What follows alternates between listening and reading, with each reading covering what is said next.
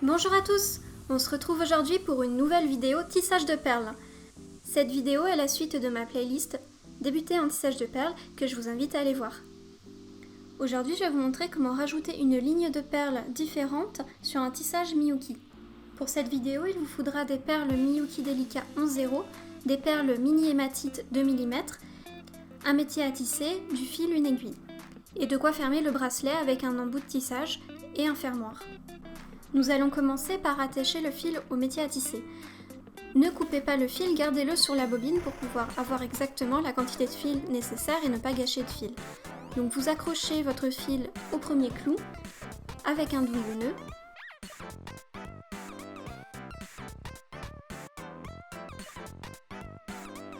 Et après, vous le faites passer de l'autre côté.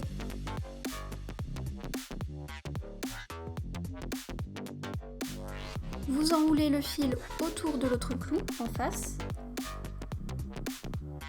Vous retournez de l'autre côté. Et ainsi de suite jusqu'à avoir fixé 6 fils, car on a 5 perles sur chacune des moitiés du bracelet.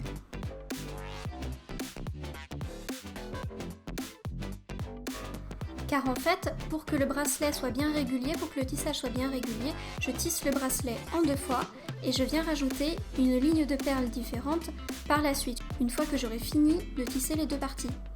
On pourrait le faire en une seule fois, mais les mini hématites que j'utilise au centre n'ont pas exactement la même taille que les délicats. Du coup, en fait, il n'y a pas exactement la même quantité tout le long de mini hématites que de délicats. Donc c'est un peu plus compliqué et en plus de ça, on a un risque que le tissage soit pas assez droit.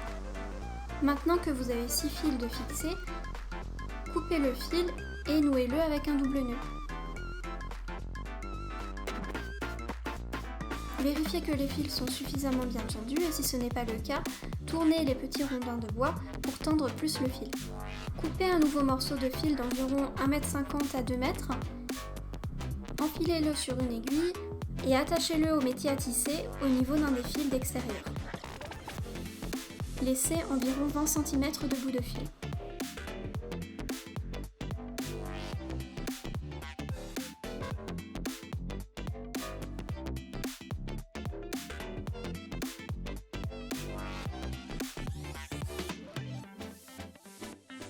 Enfilez les 5 premières perles du bracelet, passez le tout sous les fils du métier à tisser et placez chaque perle entre 2 fils fixés sur le métier à tisser. Maintenez les perles avec le doigt et repassez l'aiguille dans l'ensemble des perles mais au-dessus des fils fixés sur le métier à tisser.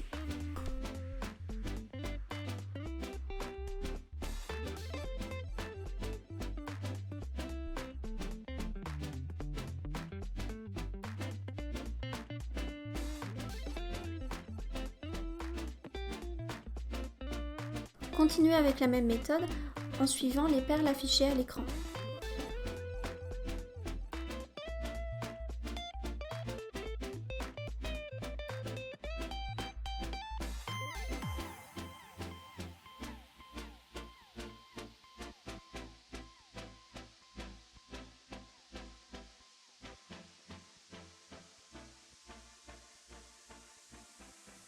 Le motif du bracelet est un motif répétitif, donc vous n'avez plus qu'à suivre l'enchaînement de perles que je vous ai présenté et à rallonger votre bracelet jusqu'à ce qu'il aille à votre poignet. Donc mesurez d'abord votre poignet et enlevez 1 cm à cette mesure pour savoir la longueur du bracelet à tisser. Lorsque votre fil devient trop court, nouez-le sur le bracelet, rentrez-le dans les perles pour le cacher et le fixer, puis coupez-le. Reprenez un nouveau fil, refixez-le et répétez la même méthode pour retourner à l'endroit où vous êtes arrêté avec le nouveau fil. Je vous ai présenté tout ça dans ma dernière vidéo sur le tissage de perles où je vous montrais les bases du tissage de perles, donc je vous invite à aller voir si vous avez plus de questions sur le sujet. J'ai maintenant réalisé les deux parties du bracelet, je les ai retirées du métier à tisser en coupant les fils.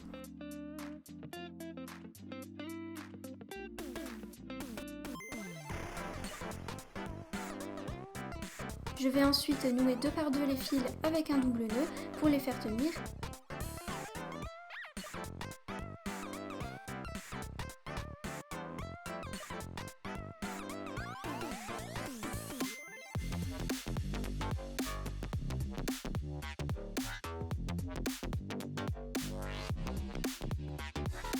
puis mettre une pointe de colle sur tous les nœuds. Et une fois que la colle aura séché, je vais venir découper les fils pour qu'ils ne me dérangent pas une fois que je vais tisser la dernière partie du bracelet. Faites bien attention à ce que les deux parties du bracelet soient bien symétriques. Placez votre fil dans la perle bleu foncé au niveau du deuxième rang du tissage. Enfilez une perle hématite ou une autre perle comme vous voulez et placez-vous dans la perle similaire juste en face. Placez-vous dans la perle d'à côté et enfilez une nouvelle perle hématite.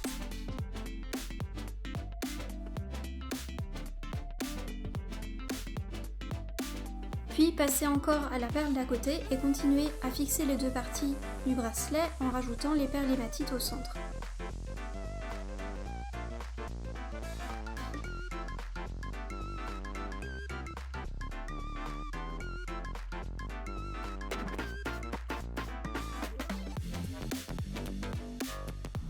Comme les perles hématites n'ont pas la même taille que les délicats, au fur et à mesure elles vont se décaler par rapport aux délicats.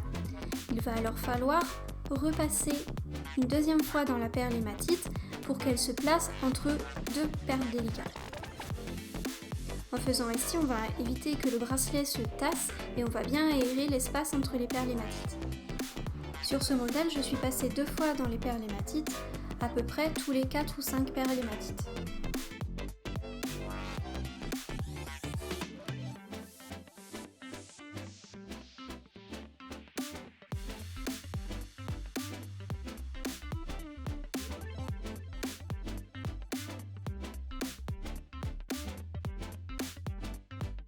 Ne fixez pas de perles hématites au niveau du dernier rang du tissage.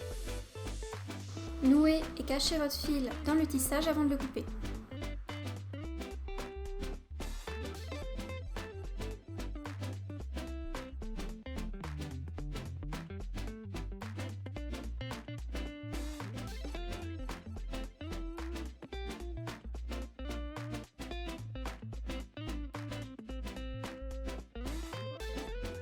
Je recoupe de nouveau les fils pour faciliter le passage des perles dans les embouts.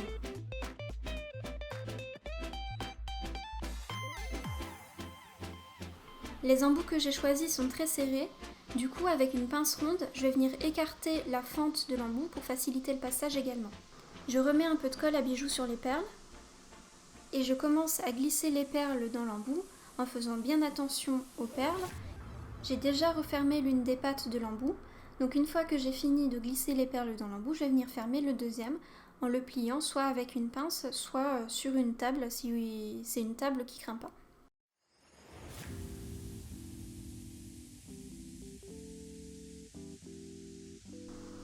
Je vais ensuite venir fixer mon fermoir avec des anneaux ouverts.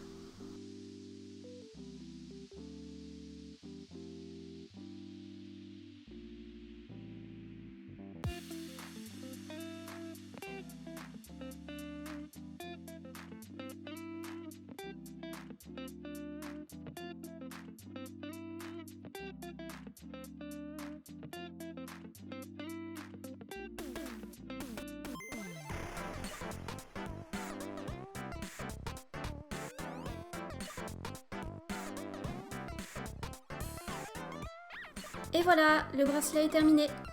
Si cette vidéo vous a plu, s'il vous plaît, laissez-moi un pouce en l'air, ça va vraiment m'aider pour faire grandir cette chaîne. Et à la prochaine pour de nouvelles vidéos.